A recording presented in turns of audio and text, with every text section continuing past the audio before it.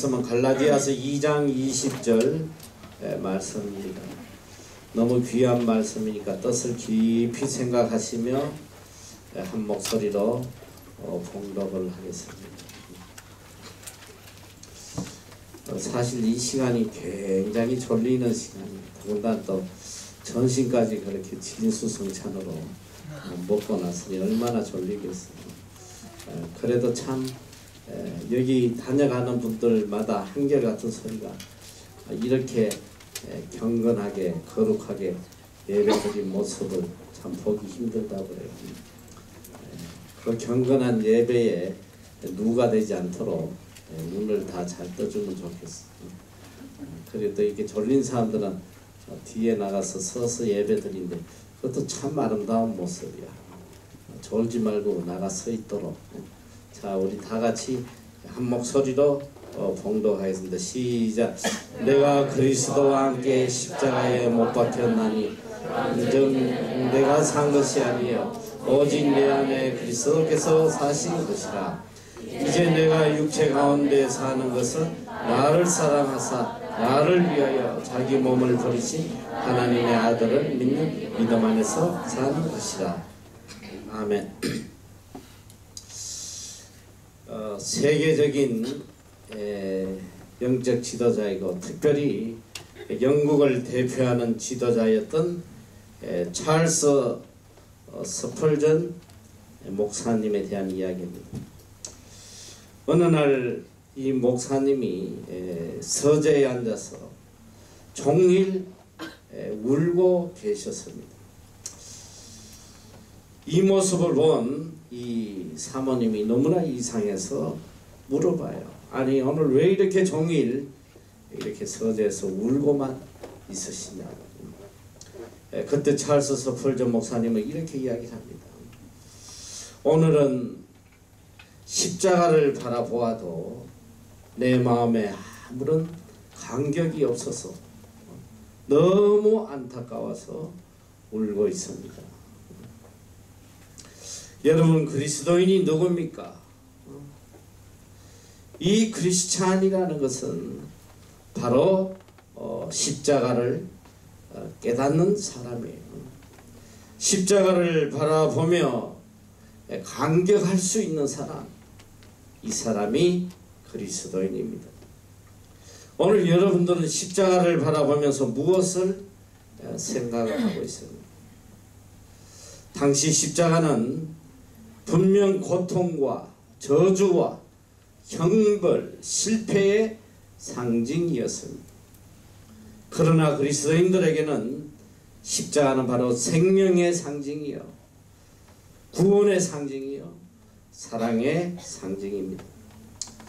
그래서 고린도전서 1장 18절에는 십자가의 도가 멸망하는 자들에게는 미련한 것이요 구원을 얻는 우리에게는 하나님의 능력이라고 말씀하고 계십니다. 십자가는 바로 능력이에요. 이 엄청난 진리를 깨달을 수 있는 사람, 이 사람이 그리스도인이라는 십자가 없는 믿음, 이 거짓 믿음이에요. 십자가 없는 사랑, 이것도 거짓된 사랑입니다. 아무리 많은 선행과 업적을 쌓았더라도 십자가의 은혜, 십자가의 사랑을 깨달을 수 없다면 이것은 다 헛된 것이에요. 십자가가 무엇입니까? 십자가는 바로 사랑이에요. 바로 생명의 상징이요, 죄사함의 상징이요, 구원의 상징이요. 이 십자가 사랑 안에 이 모든 것이 다 포함되어 있습니다.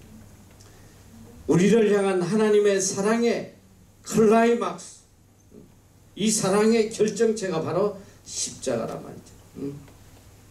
이 십자가를 통해서 하나님의 뜻이 계시되고 또 하나님의 사랑이 확정되는 것입니다.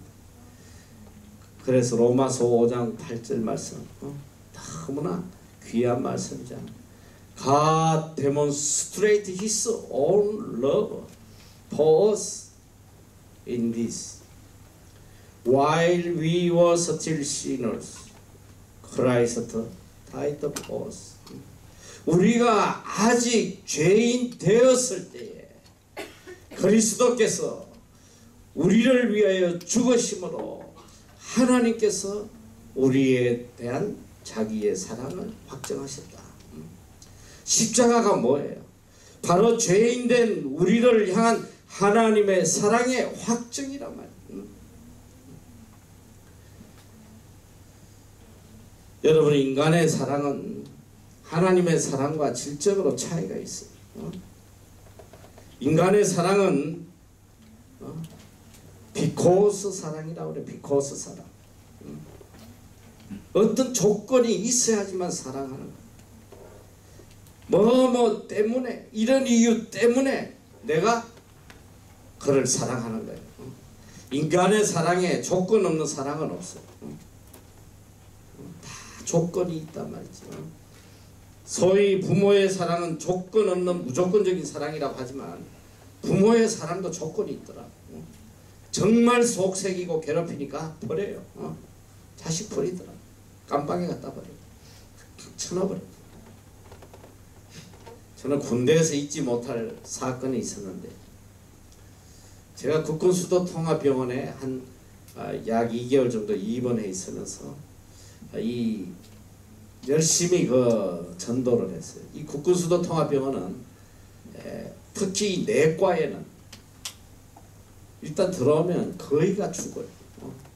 이 정형외과나 이런 데는 다리 잘리고 펠 나가고 이런 거는 바로 헬기로 이렇게 실어 오니까 생명은 뭐 죽지가 않아요. 근데 이 내과는 이런 야전 병원을 수도 없이 거쳐서 마지막에 오는 곳이 국군수도통합병원인데, 주로 보면 암, 백혈병 이런 걸로 와서 죽어가요.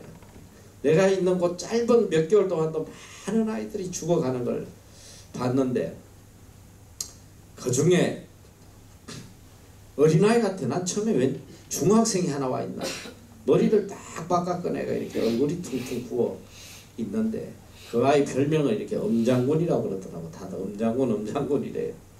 그러니까 이 아이가 이 암이 걸려가지고 이 얼굴이 이렇게 부어서 죽어가고 있어. 근데 그 집이 제주도인데 어머니가 와서 얼마나 그 아이를 열심히 간호를 하더라고. 근데 어느 날 어머니가 그래요. 내가 얘한테만 이렇게 매여 있을 수 없다고, 동생도 있고 해서 내가 내려가야 되니까 우리 아이 좀 부탁한다고 이런 인사를 하고 갔어요. 하고 얼마 있다가 아이가 이제 임종이 가까워. 임종이 다가오는데 이 어머니에게, 가족에게 임종을 보게 하려고 아무리 연락을 해도 연락이 안 돼. 연락을 끊어버렸어. 결국은 그 아이가 그렇게 엄마를 기다리면서 그렇게 슬슬이 죽어가는 걸 본 적이 있어요. 그러니까 인간의 사랑, 조건이 바뀌고 상황이 바뀌면 변질되는 게 사람의 사랑이더라고요. 이 세상에 온전한 사랑이 어디 있겠어. 남녀간의 애정도 다 이유가 있어 사랑하는 거예요. 예뻐서 사랑하고 똑똑해서 사랑하고 뭔가 마음에 들어서 사랑하는 거예요. 그런데 이 사랑의 조건이 사라져 버리니까 멀어지더라. 너무 많이 봐. 뭐 너무너무 비일비재한 거지. 심지어는 결혼 날짜를 잡아놓고 혼수 문제로 그냥 파혼하는, 그건 너무너무 많아. 그건 뭐 너무 비일비재. 이게 무슨 사랑이에요? 인간의 사랑이 이렇단 말이지.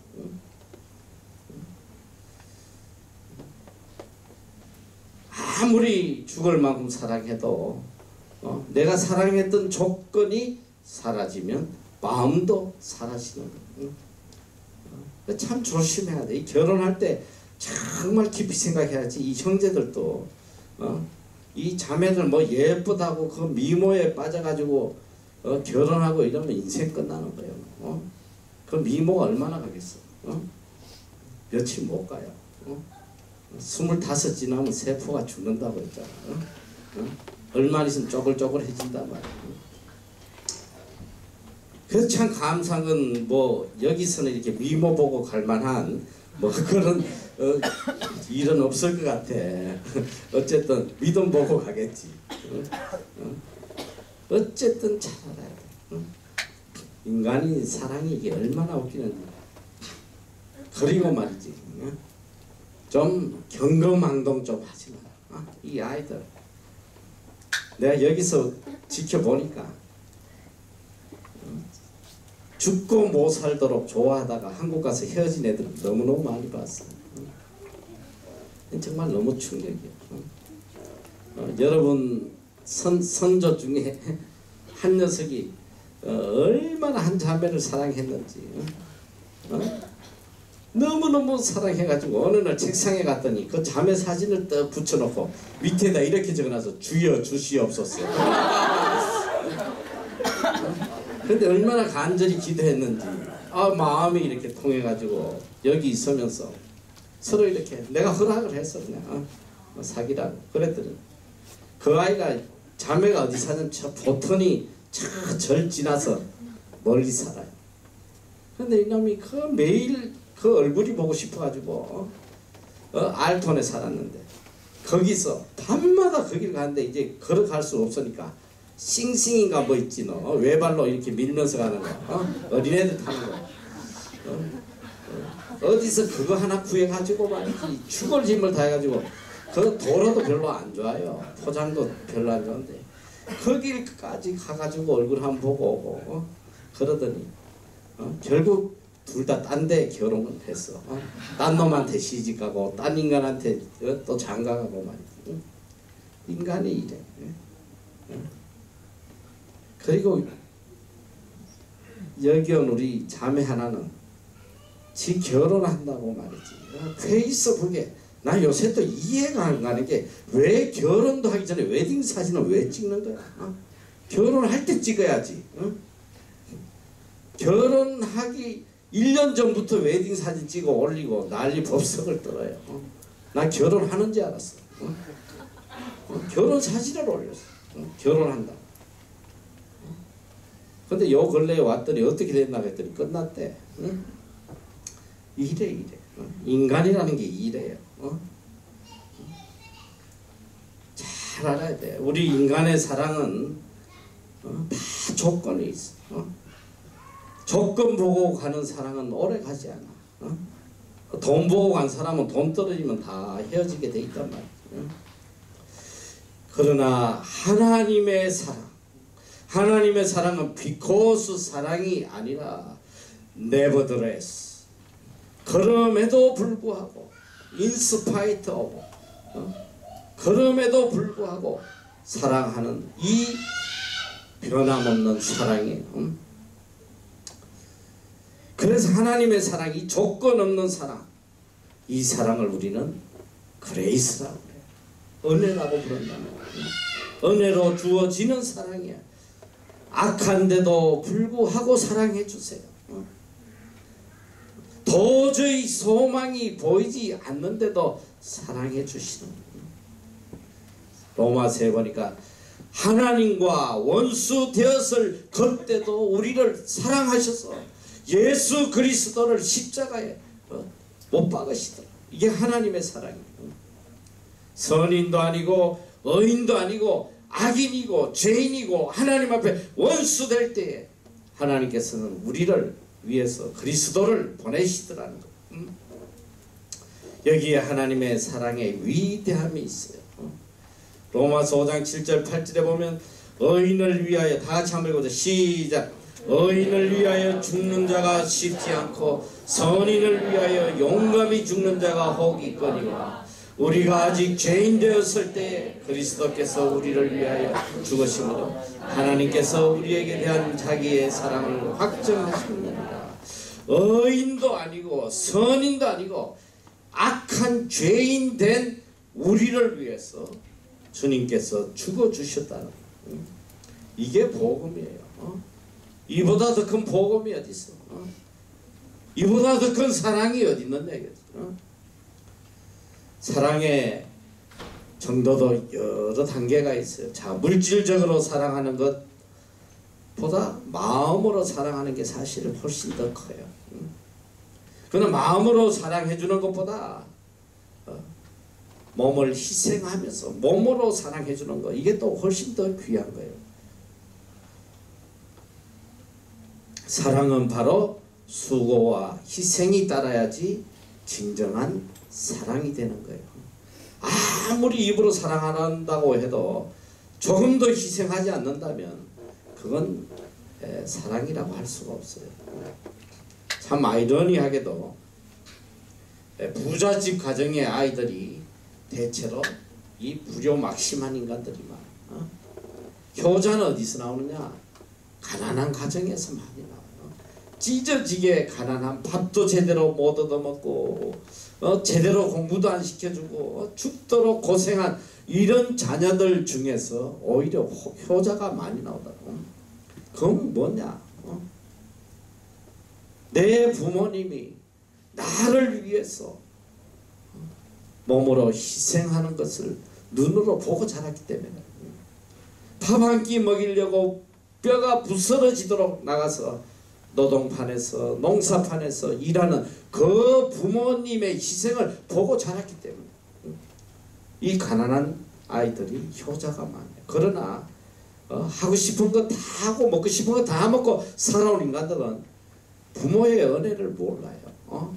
왜? 부모의 희생을 눈으로 보지 않았기 때문에 뭐 다 잘 사는지 알아 그냥.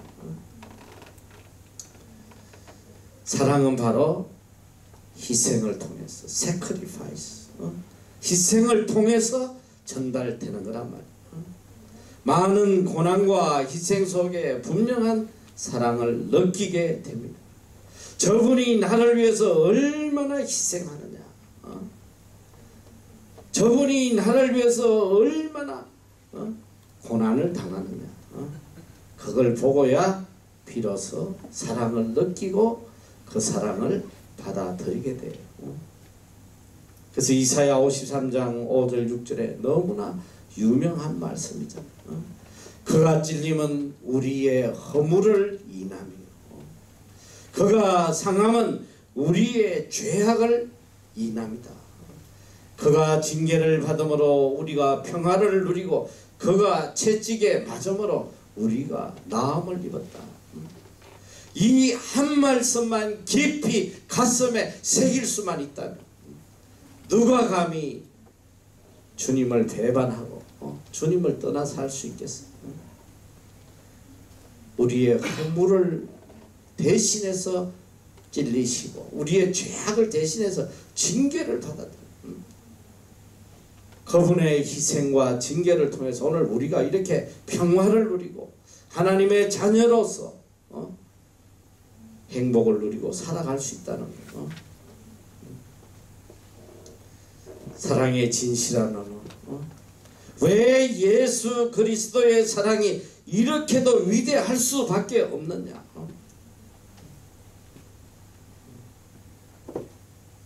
우리가 감당할 수 없는 처절한 희생을 직접 당하셨기 때문에, 십자가에 달려서 친히 죽어 주셨기 때문에 그런 것입니다. 6.25 전쟁 때 일사후퇴 때 있었던 일입니다. 어떤 선교사 부부가 후퇴를 하면서 급하게 내려오고 있는데 다리를 지나가는데 어린 아기 울음소리가 들려서 이 차를 세우고 다리 밑으로 내려가요. 근데 그 다리 밑에는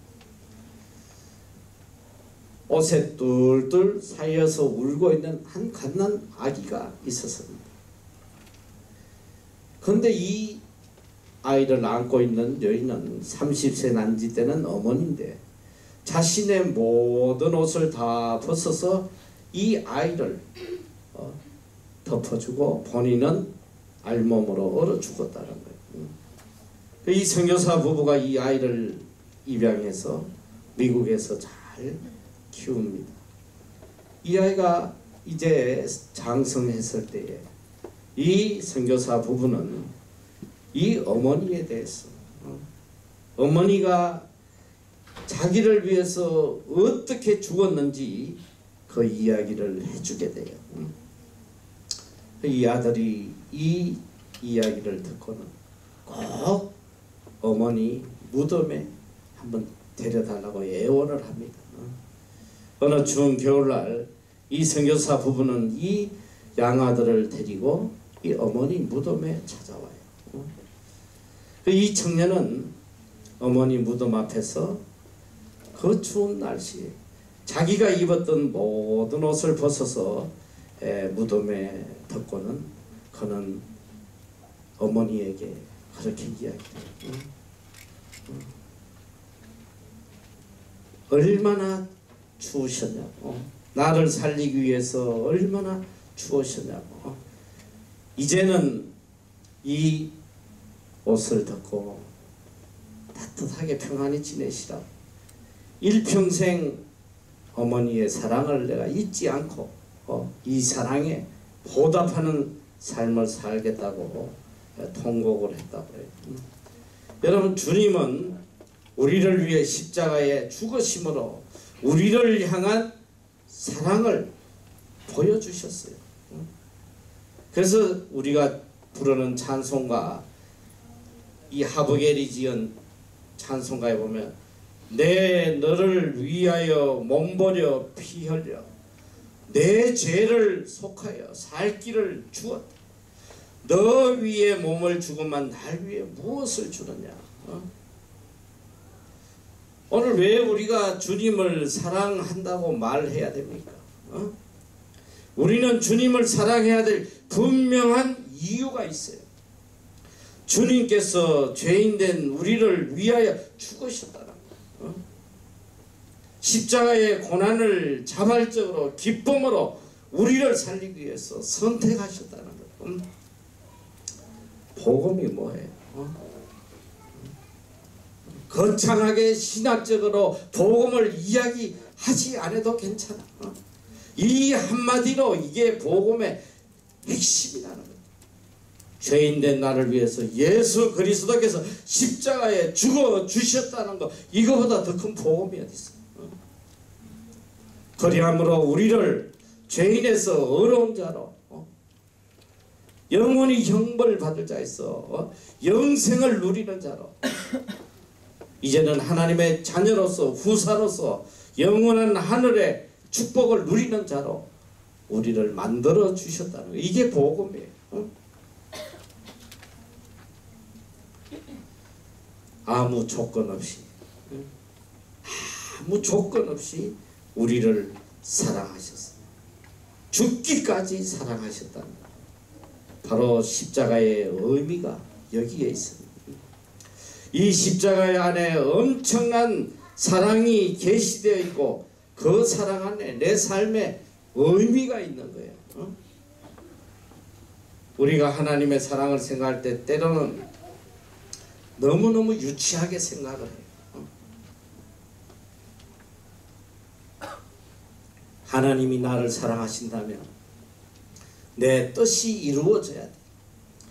하나님이 나를 사랑하신다면 내 사업이 성공해야 돼. 내 인생의 길이 열리고 내 인생이 행복해져야 돼. 내가 바라던 소원들이 다 이루어져야 돼. 이걸 하나님의 사랑이라고 생각하는 거예요. 내 뜻이 조금만 이루어지지 않으면 무슨 소리 하는지 알아? 하나님은 나를 사랑하시지 않는 것 같아. 나를 버리신 것 같아. 우리 애들 중에도 그런 소리 가끔 하는 경우 있어. 예전에 우리가 초등학교 프로그램 할 때 이렇게 그 초등학생을 돌보는 카운셀러를 뽑았어. 근데 그게 굉장히 경쟁이 치열했어. 서로 하려고 막 서로 카운셀러를 해보려고 막 그러는데, 이제 이 뽑기 한 일주일 전쯤 되면 평생 없던 것들이 내 책상에 자꾸 올라와요. 꽃도 갖다 놓고 뭐 카드도 써놓고 초콜릿도 갖다 놓고 뽑아달라 이 소리지. 근데 꽃을 갖다 놓은 한 자매가 있었어. 근데 떨어졌어. 안 됐어. 그랬더니 나한테 찾아와서 뭐라고 그런지 알아? 나는 하나님이 사랑의 하나님인지 알았는데 적어도 오늘만은 사랑의 하나님이 아니래. 나한테 이런 저질이 있단 말이지. 내 뜻대로 안 되면 하나님의 사랑이 없는 것이고, 내 뜻대로 되면 하나님 나를 사랑하는 것이고, 독생자 예수 그리스도가 나를 위하여 십자가에 죽으셨다는 거 마음에 와닿지도 않아. 예수님이 죽었던 살았던.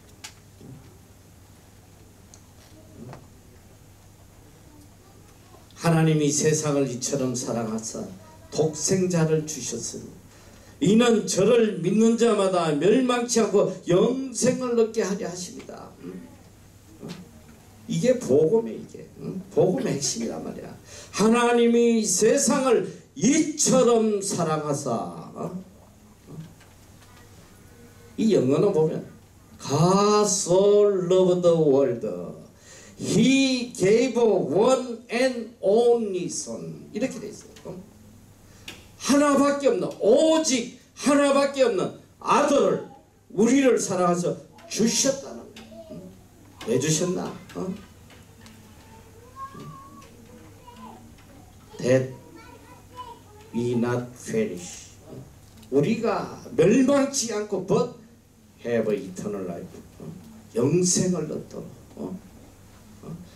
우리의 죄값으로 영원히 멸망받아 죽어 마땅한 자를 멸망하지 않게 하시기 위해서, 영생을 주시기 위해서 하나님께서 독생자 예수를 우리에게 주셨다는 거예요. 이보다 더 큰 사랑이 어디 있어? 그래서 로마서의 말씀은 그래요. 자기 아들을 아끼지 아니하시고 우리 모든 사람을 위하여 주시는 이가 어찌 그 아들과 함께 모든 것을 우리에게 은사로 주시지 않겠느냐. 적어도 여러분이 예수 그리스도를 하나님이 나를 위해 주셨다는 걸 믿는다면 하나님에게 무엇을 강구할 이유가 없는 거야. 독생자를 주셨는데 그 무엇을 안 주시겠냐는 거야. 하나님께서 물질을 안 주시겠어, 명예를 안 주시겠어, 행복을 안 주시겠어. 최고의 것을 다 줬는데 뭘 아끼겠냐. 너희에게 다 주겠다는 거야. 그런데 이 큰 사랑을 느끼지도 깨닫지도 받아들이지도 못하는 데에 문제가 있단 말이에요. 불신앙이 뭐예요? 불신앙이 뭐냐고. 이 엄청난 하나님의 사랑을 의심하고 받아들이지 못하는 거. 이게 불신앙이에요. 이분이 나를 이렇게 사랑하시는구나. 그 사랑만 느끼면 모든 게 다 오케이. Everything is okay. 부부간에도 그래요. 내 남편이 생명보다 나를 더 사랑하고 있구나. 이 사랑에 대한 확신만 있어봐. 뭐가 문제겠어?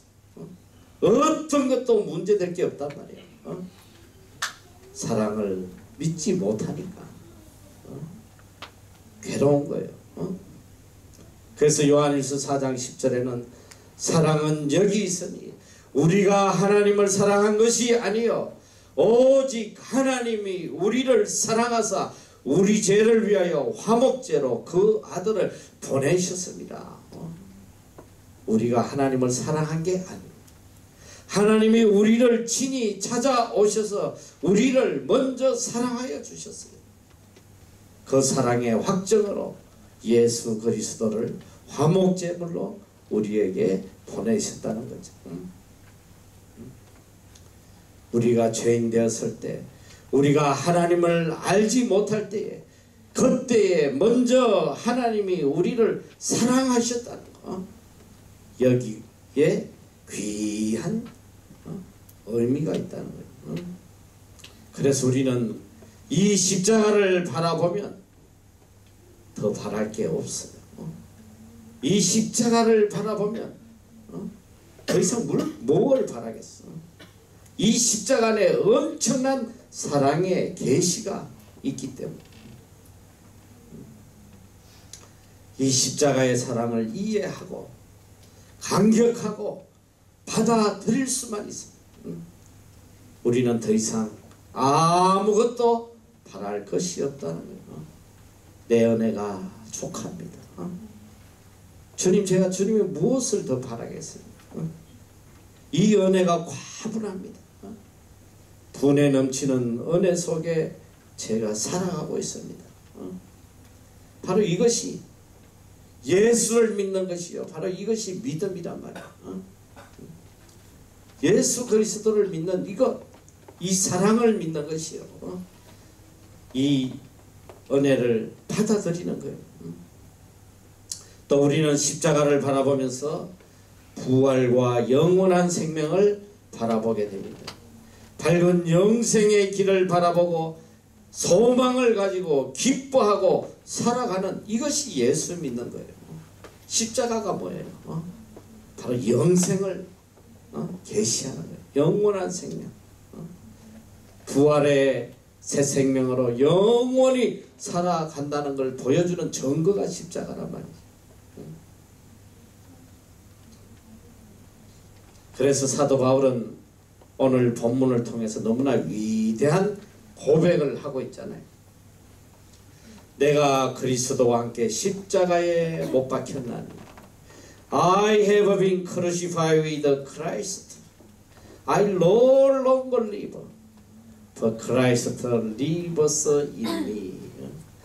내가 그리스도와 함께 십자가에 못 박혔나니 그런즉 이제는 내가 산 것이 아니요 오직 내 안에 그리스도께서 사신 것이다.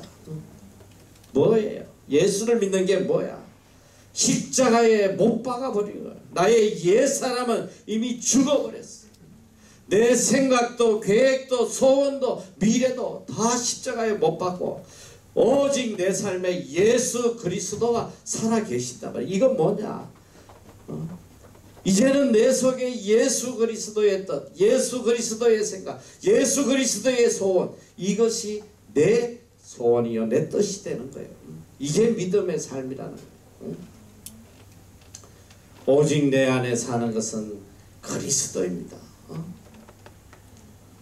내 안에 사는 것은 그리스도예요. 주님의 뜻만 있어요. 주님의 계획만 있어요. 그래서 그저 주님이 원하시는 대로 주님의 뜻대로 살아갈 뿐이란 말이에요. 십자가를 믿고 예수 그리스도를 구세주로 받아들인 사람은 그 삶이 너무 단순해. 아무것도 없어. 생각할 게 하나도 없어. 오직 주님의 뜻대로 내 인생을 송두리째 주님께 맡겨버리는 거야. 주님 뜻대로 하시옵소서. 뭘 골아프게 내일 일을 걱정하고 머리 짜고 말이지. 무엇을 먹을까, 무엇을 마실까, 무엇을 입을까, 왜 머리 아프게 사냐 이 소리야. 나는 이미 죽었는데 내 속에 오직 예수 그리스도만 살아 역사하시는, 다 맡겨버리는 주여 뜻대로 하시옵소서. 얼마나 편한 삶이에요. 우리 그리스도인은 십자가를 바라볼 때마다 또한 내가 얼마나 큰 죄인이라는 사실을 깨닫게 돼요. 그러기 때문에 십자가를 바라볼 수 있는 사람은 절대로 교만할 수가 없어. 죄인 주제에 죽을 자가 살아났는데 어떻게 교만할 수 있겠어? 그저 주님의 은혜 앞에 항상 머리 숙일 뿐이에요. 어디서 내가 잘났다고 불평 원망을 하겠냐 말이지. 그저 주님의 은혜에 감사할 뿐입니다. 이미 십자가에 죽어야 할 죄인이 이런 은혜로, 하나님의 은혜로 이렇게 분에 넘치는 삶을 살아가고 있는데 무슨 원망 불평이 있겠냐 말이야. 그저 감격과 감사와 은혜만 있을 뿐이에요. 그래서 십자가를 깨닫는 자는, 십자가 안에 사는 사람은 항상 그 삶의 기쁨과 감사와 감격만 있을 뿐이에요. 십자가를 바라보면서 어떻게 감히 원망 불평을 하겠냐고. 또 우리는 십자가를 바라보며 생각해야 됩니다. 내가 누구냐? 주님께서 나를 대신해서 죽어주셨다는 것. 주님이 생명을 버리실 만큼 귀한 존재가 나라는 거, 이걸 깨달아야 돼. 자존감을 가져야 돼. 예수 그리스도께서 피 흘려 사신 자가 바로 나라는 거예요. 나 때문에 십자가에 죽으셨다는 거예요. 오늘 아침에도 우리가 이 우주의 위대함, 이 얼마나 놀라운 사실을 봤어. 우리가 상상할 수 없는 거, 이 우주라는 건. 이 지구는 티끌만도 못해. 티끌만도. 우주에 비춰보면 티끌만도 못한 거야. 그 우주 안에 우리의 존재라는 거는, 이거는 무슨 먼지만도 못한 존재지. 근데 이런 자를 위해서 주님이 죽어주셨다는 거야. 나를 위해서 주님이 죽어주셨다는 거야. 그래서 이 그리스도인들의 제일 죄악이 뭐냐? 자신을 비하하는, 열등의식에 사로잡혀 사는, 이게 제일 큰 죄악이에요.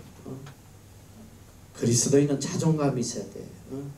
예수 그리스도께서 피 흘려 사신 존재라는 이런 자존감이 있어야 된단 말이야. 이런 자존감을 잃으면 비참하게 살 수밖에 없어요. 돈 몇 푼 앞에 그냥 머리 숙이고 말이지. 세상에 하찮은 거 앞에서 비참하게 무너지는 그런 하찮은 인간으로 살면 안 돼. 자존감을 가져. 나는 피 흘려 사신, 주님께서 피 흘려 사신 귀한 존재다. 성경은 이야기하고 있어. 너희가 천하보다 귀한 존재. 이 어마어마한 이 광활한 우주 전체보다도 너희가 더 귀하다. 주님이 말씀하셨어. 이 모든 우주를 나를 위해서 세우셨다는 거. 그게 창조의 의미라는 거. 귀한 존재. 이게 바로 믿음의 사람이에요.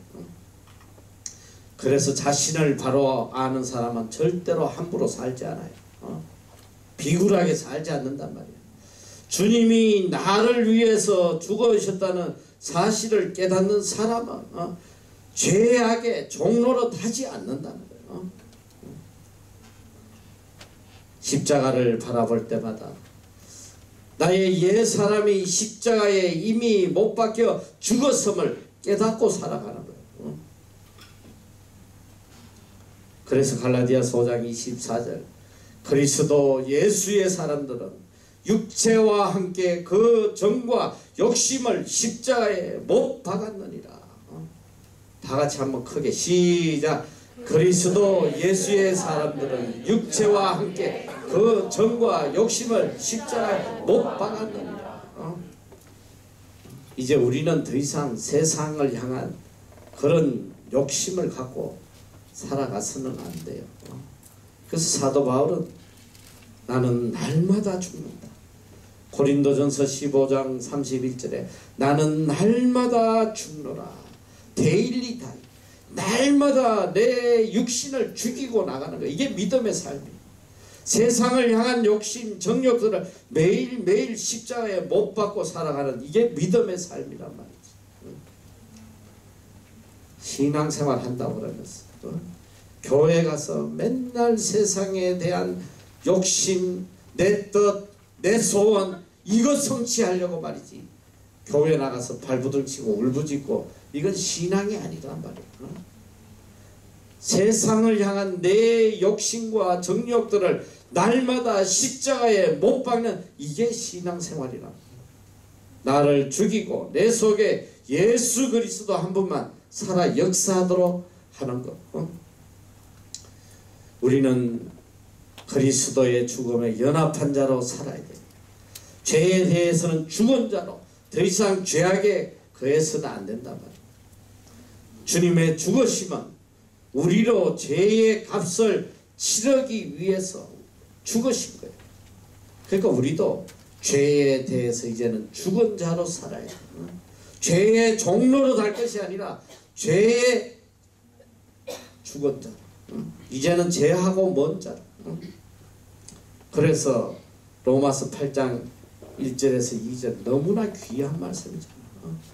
There is now no condemnation for those who are in Christ, because through Christ Jesus the law of spirit of life set me free from the law of sin and death. 그게 무슨 말이야?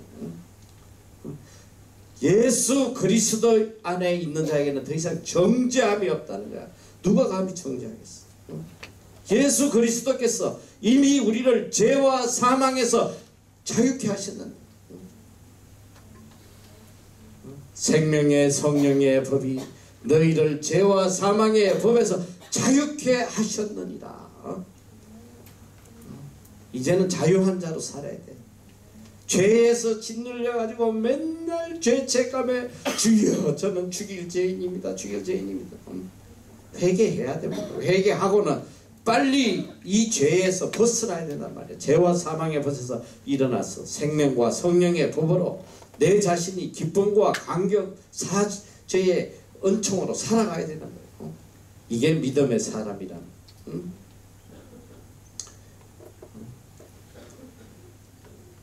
우리도 이제 주님을 사랑하고 그리스도의 죽음에 연합한 자로 살아야 됩니다.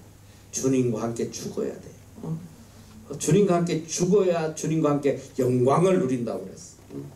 죽어야 된다.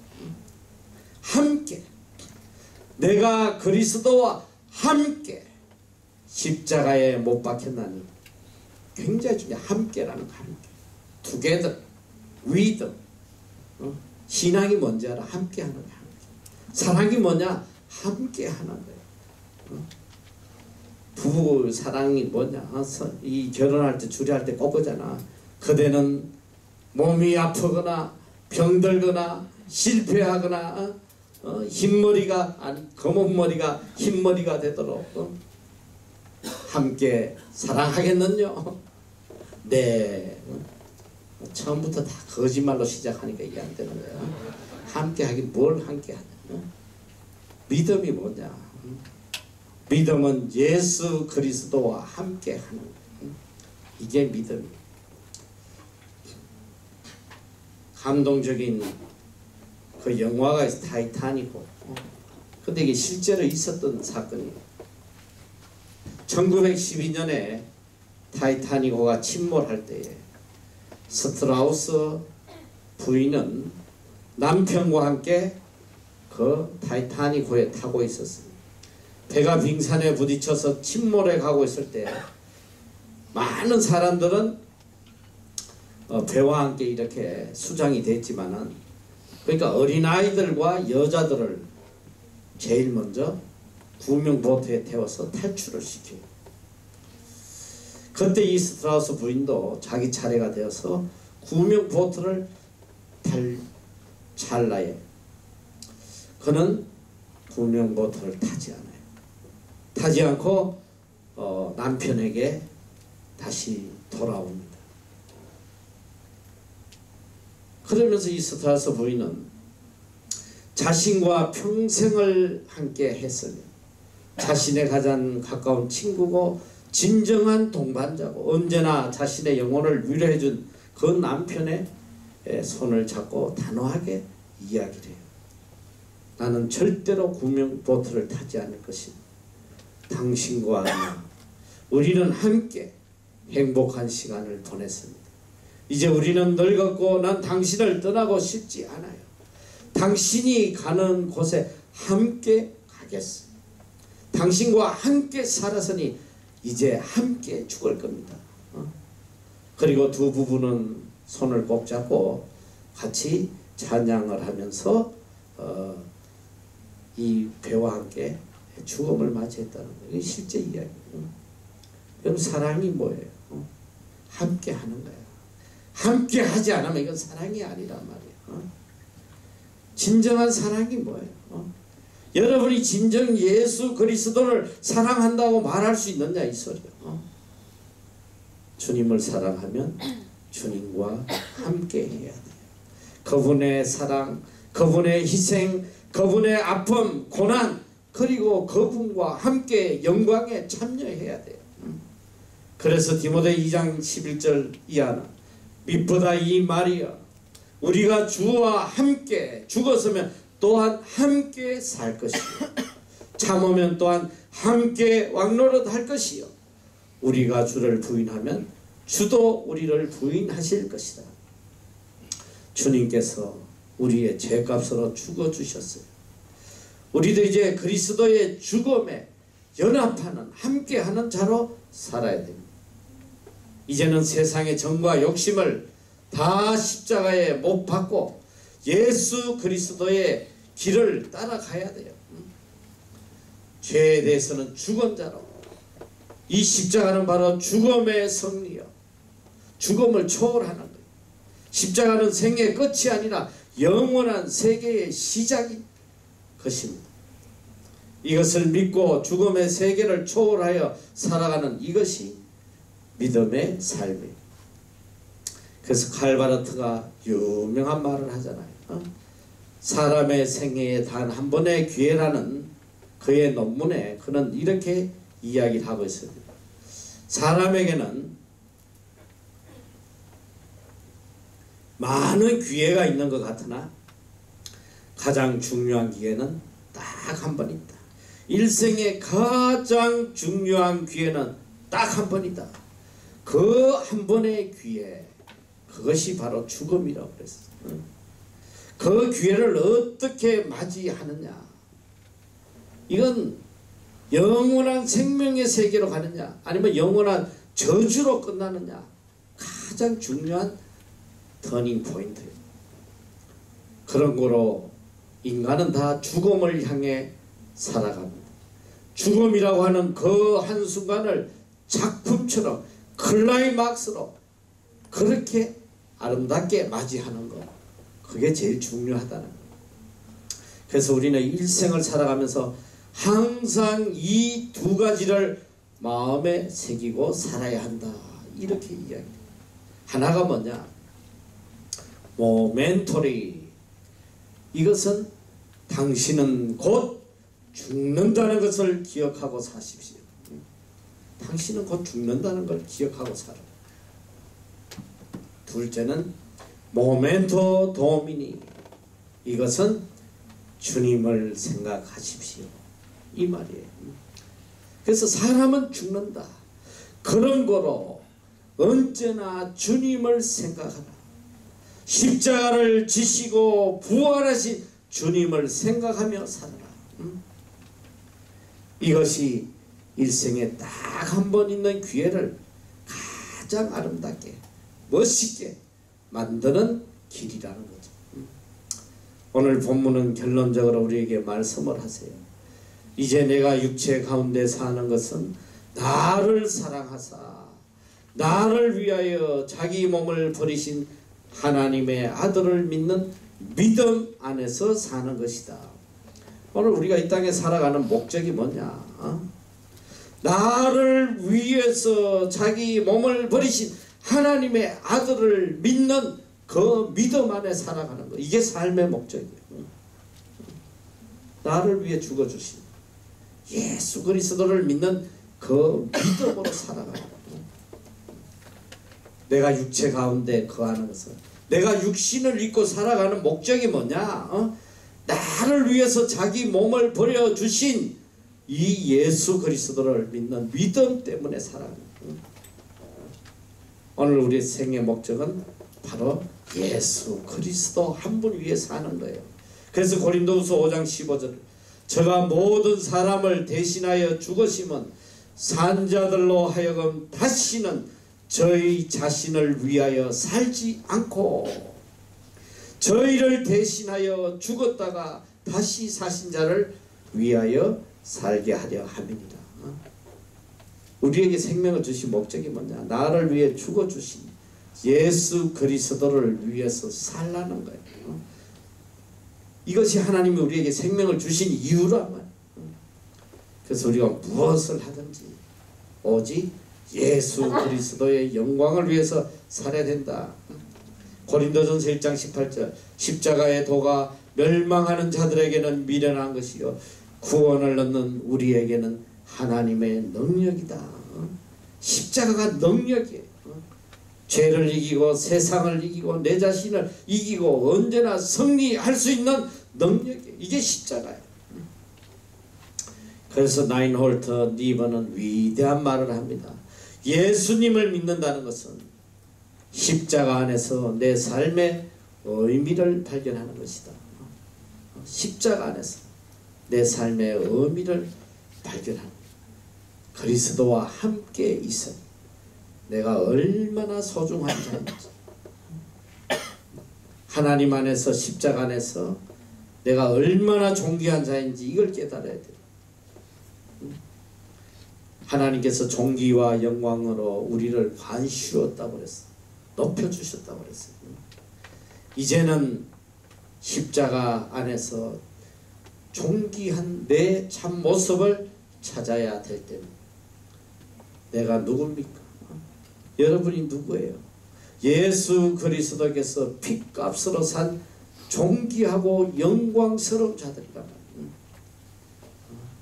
이제는 하나님 안에서 나의 정체성을 바로 갖고 살아야 돼요. 세상에 짓밟히고 멸시당하고 버림받는 이런 불쌍한 인생이 아니라 세상을 지배하고 통치하고 하나님의 뜻으로 승리하는 그런 삶을 살아야 돼요.